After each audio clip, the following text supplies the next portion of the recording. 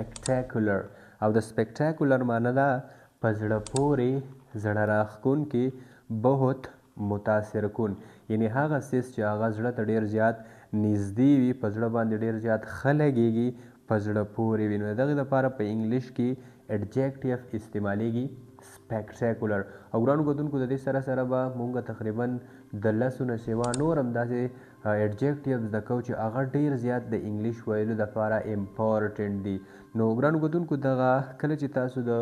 یو میچ ګورئ د کرکټ یو میچ ګورئ دغسې د فوټبال یو میچ ګورئ یا بل یو څه میچ ګورئ نو دغه ورډ دغه ایډجیکټیو کې تاسو ډیر زیات اورېدلی وي spectacular لکه بعضې ټایم کې ووایي what a spectacular shot what a spectacular catch ډیر زیات په زړه پورې کیچ ډیر زیات په زړه پورې شاټ وغیره وغیره نو spectacular ویلی کېږي په زړه پورې زړه راښکونکي او په اگزامپل سنټنس کې فار اگزامپل که زه ووایم چې the show was spectacular نو بیا یې مطلب شو چې شو ډیره زیاته متاثر کونه وه یعنی شو ډیره زیاته په زړه پورې وه کومې ته چې په پښتو کې ننداره ویلی کېږي مونږ چې ورته شوګانې وایو نو د شو واز ویری spectacular ننداره یعنی شو ډیره زیاته په زړه پورې وه ډیره زیاته متاثر کونه وه بل وړ دی میګنیفیسنټ او ګرانو کتونکو میګنیفیسنټ خو به هم تاسو ډیر زیات د خلکو نه اورېدلی وي کله چې کومنټري کوي په یو میچ باندې نو دغه وړ ما پخپله ډیر زیات اورېدلی دی په کومنټري کې او زه امید لرم چې دا به تاسو هم ډیر زیات اورېدلی وي نو د لفظ میګنیفیسنټ معنی ده شاندار او یا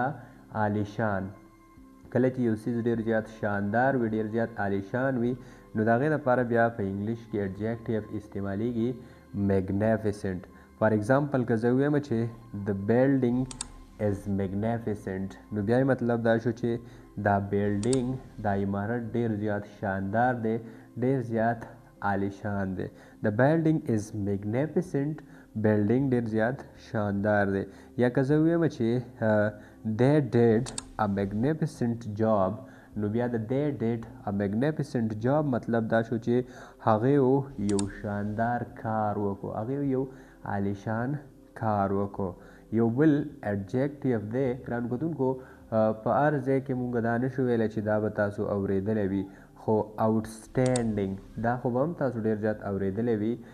زه امید لرم چې بلها کرته یعنی بلها ځله به تاسو لفظ آوټسټینډینګ اورېدلی وي د کومې معنی چې دا بې مثال یا نمایه هغه څیز چې د هغه څه مثال نه وي نو د دغې لپاره په انګلیش لینګویج کې استعمالیږي آوټسټینډینګ لکه فار ایگزامپل که زه ووایم چې he is an outstanding student نو بیا د he is an outstanding student مطلب دا شو چې هغه یو بې مثاله طالب العلم دی هغه یو بې مثاله زده کوونکی دی طالب العلم ته په پښتو کې ویلی کېږي زده کوونکی او یو بل ایډجیکټیو دی په څلورم نمبر باندې یو بل ورډ دی اتھینټک خو به هم تاسو ډیر زیات اورېدلی وي ګرانو کتونکو دا ایډجیکټیو چې نن کومه ما را جمع کړي دي نو دا ډیر زیات یونیک ډیر زیات منفرد نایابه ایډجیکټیو دی دا ډیر زیات استعمالیږي په خبرو کې او ډیر زیاته مزه کوي ډیر د غټو غټو خلکو د خولې نه دا ما اورېدلی دي تاسو به هم اورېدلی وي اتھینټک نو اتھینټک یو داسې ایډجیکټیو دی چې د دې معنی ده اصل حقیقي ریښتونی کله چې یو څیز اصل وي حقیقي وي ریښتونی وي نو د هغې لپاره بیا موږ اتھینټک استعمالو لکه فار ایگزامپل که زه د یو څیز په باره کې معلومات د چا نه غواړم او زه هغه ته وایم چې ما ته اصل حقیقي معلومات پکار دی دې لپاره په انګلیش کې استعمالیږي I want authentic information نو بیا د I want authentic information مطلب دا شو چې زه حقیقي یعنی اصل معلومات غواړم د دې کار د دې څیز د دې خبرې په اړه باندې او دغسې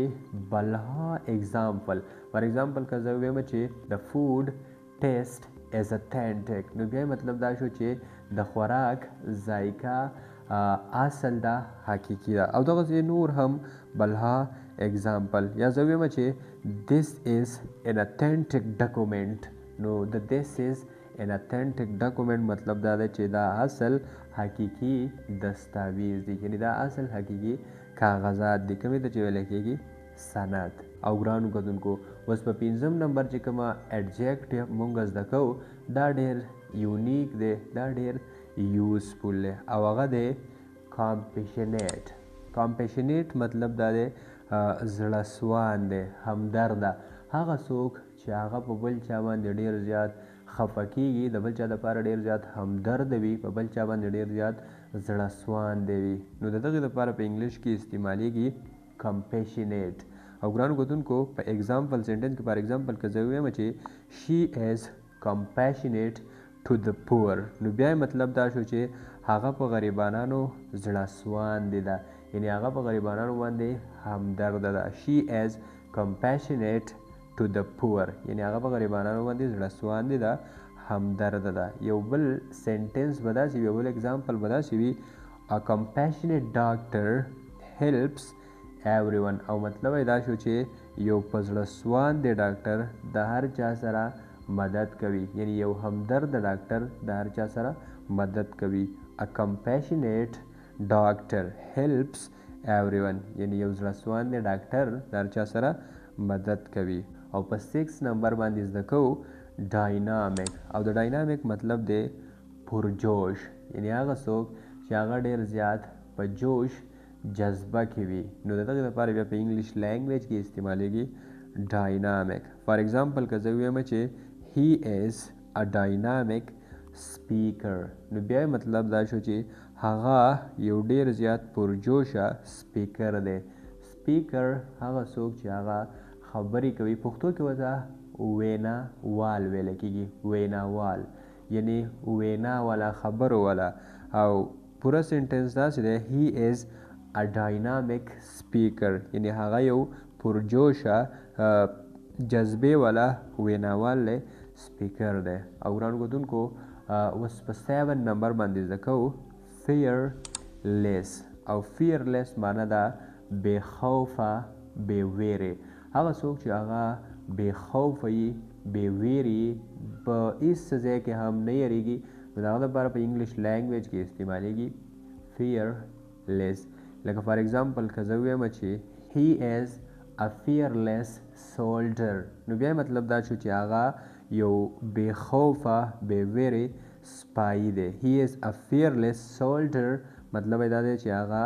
یو بې ویرې، بې خوفه سپایي دی. سپایي ته په پښتو کې ویلی کېږي سرتیری، یعنی سپایي. او که یو بل اگزامپل به داسې وي بی فیرلیس اینڈ ټروت، د بی فیرلیس اینڈ ټروت مطلب دا دی چې په رښتیاو کې بې خوفه اوسه، په رښتیاو کې بې ویرې اوسه. فار ایگزامپل تاسو چاته ووایئ چې په رښتیاو کې بې ویرې اوسه، نو تاسو ورته بالکل ویلی شئ بی فیرلیس اینڈ ټروت، مطلب یې دا شو چې په رښتیا ویلو کې بې خوفه اوسه. او ګرانو کتونکو زه امید لرم چې تاسو به په دې باندې پوه شوي یئ. او اوس راځئ چې څه نور ایډجیکټیو هم زده کړو چې د هغې په مدد سره ستاسو انګلیش امپروف شي، ستاسو په انګلیش کې انکریډیبل تبدیلي راشي. خو ګرانو کتونکو د نور ایډجیکټیو زده کولو نه مخکې که چېرته تاسو غواړئ چې تاسو په خپله مورنۍ ژبه پښتو کې او هغه هم صرف او صرف په 2 میاشتو کې انګلیش زده کوئ، نو بیا هم په دې ځای د انګلیش زده کولو لپاره زموږ د یوټیوب چینل سبسکرایب کړئ او په خوا کې ورسره د بیل آیکن بټن دباو کړئ. کله چې مونږ نیو ویډیو اپلوډ کو نو د ټولو نه اول یعنی فرست اف آل د هغې نوټیفیکیشن به تاسو ته درځي. نو ګرانو کتونکو اوس راځئ چې یو بل ورډ زده کړو، یعنی یو بل ایډجیکټیو زده کړو او هغه دی انبلیویبل. انبلیویبل خو به هم تاسو بلها کرته اورېدلی وي. د انبلیویبل معنی ده ناقابل یقین، یعنی هغه څیز چې هغه د یقین نه بار وي، هغې د یقین قابل نه وي، د یقین لکه مونږ نه وایو چې دا کار به وشي زمونږ یقین نه راځي، هغې ته ویلی کېږي په انګلیش کې انبلیویبل. فار ایگزامپل که چېرته ستاسو هم داسې څه خبره وي چې هغه ستاسو په یقین کې نه راځي، یعنی تاسو په زړه کې نه وایئ چې دا کار به وشي، نو تاسو بیا بالکل ویلی شئ this is an unbelievable thing، نو د this is an unbelievable thing بیا مطلب دا دی چې دا یو ناقابل یقین سیز دی او دغسې بلها سنټنسز نور فار ایگزامپل په ایگزامپل سنټنسز کې که زه ووایم چې his story is unbelievable his story is unbelievable مطلب یې دا دی چې د هغه کهانی یعنی د هغه کیسه یو unbelievable ده ناقابل یقین ده the final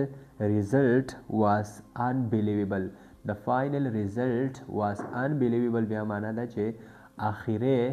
result یعنی آخري نتیجه دا unbelievable ده یعنی دا ناقابل یقین ده او ګرانو کتونکو اوس راځي چې یو بل ډیر زیات اټریکټیو ډیر زیات کروشل ډیر زیات اهم امپورټنټ adjectives زده کو په 9 نمبر باندې او هغه دی sincere د sincere معنی دا مخلص هغه کس چې په هغه کې ډیر زیات اخلاص وي هغه مخلص وي نو دغه کس لپاره بیا په انګلیش کې استعمالیږي sincere فار ایگزامپل که زه ووایم چې she is sincere in her work نو بیا مطلب دا شو چې هغه په خپل کار کې مخلصه ده یعنی هغه په خپل کار کې اخلاص کوي she is sincere in her work مطلب دا دی چې هغه په خپل کار کې ډېره اخلاصمند ده ډېر زیات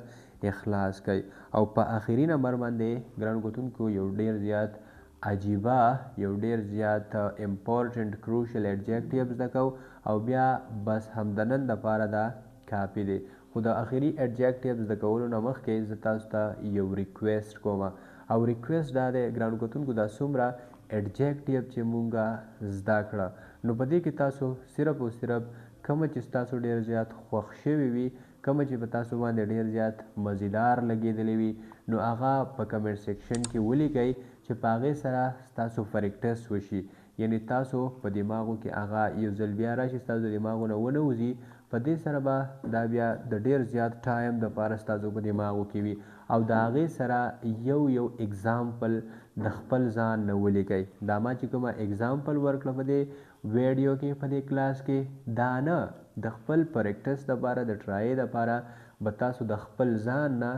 یو اگزامپل ولیکئ او هغه ایډجیکټیو به ترې راجمع کوئ کومه چې په تاسو باندې ډېر زیات مزیدار لګېدلی وي نو ګرانو کتونکو اوس راځئ چې یو بل ایډجیکټیو زده کړو او هغه دی یونیک خو به تاسو بلها کرته اورېدلی وي د کومې معنی چې دا نایاب منفرد یعنی هغه څیز چې د هغې پیدا کول ډېر زیات مشکل وي د هغې پیدا کول ډېر زیات ګران وي یو نایاب څیز وي نو د هغې لپاره په انګلیش کې استعمالیږي یونیک فار ایگزامپل که زه ووایم چې his teaching style is unique his teaching style is unique مطلب دا دی چې د هغه د ټیچینګ سټایل چې کومه دی د هغه د پړاو وهلو سټایل چې کومه دی هغه ډېر زیات یونیک دی هغه ډېر زیات منفرد دی یعنی نه پیدا کیږي د هغه په شان د ټیچینګ سټایل د بل چا نه پیدا کیږي ډېر زیات یونیک ټیچینګ سټایل دی یو بل اگزامپل به داسې وي everyone has unique talent the everyone has unique talent مطلب دا دی چې د هر چا سره یو نایاب یو منفرد ټیلنټ دی لکه څنګه چې تاسو ګرانو کتونکو د نایاب د یونیک معنی زده کړه نو د سنټنس مطلب داسې دی چې د هر چا سره یو یونیک یو نایاب ټیلنټ دی او ګرانو کتونکو زه امید لرم چې تاسو ته به د ویډیو نه ډېره زیاته فایده شوي وي یعنی تاسو به د ویډیو نه ډېره زیاته زده کړه کړې وي که چېرته ستاسو دا ویډیو خوښه شوې وي تاسو ته د ویډیو نه فایده شوي وي نو بس هم په دې ځای ورسره ویډیو له یو لایک ورکړئ او په کمنټ سیکشن کې یو خوږ شان کمنټ وکړئ که چېرته تاسو انګلیش سره ریلیټډ په یو ټاپک کې کنفیوز هستئ یعنی تاسو په پارټس اف سپیچ ایکټیو وایس پیسیو وایس ډایرکټ نریشن اینډ ډایرکټ نریشن دغسې سپوکن انګلیش ایډوانس انګلیش او نور چې هم د انګلیش سره ریلیټډ بلها په سوونو ټاپکس دي تاسو په دغه کنفیوز یئ نو بس بیا په کمنټ سیکشن کې تاسو دغه کنفیوژن دپاره موږ ته یو کامنټ هم کولی شئ او بیا به زموږ نیکسټ ویډیو یعنی راتلونکې ویډیو هم ستاسو د دغه کامنټ مطابق وي د ویډیو کتلو ډېره مننه د نیکسټ ویډیو پورې په الله سپارم د لوی الله په امان ګوډ بای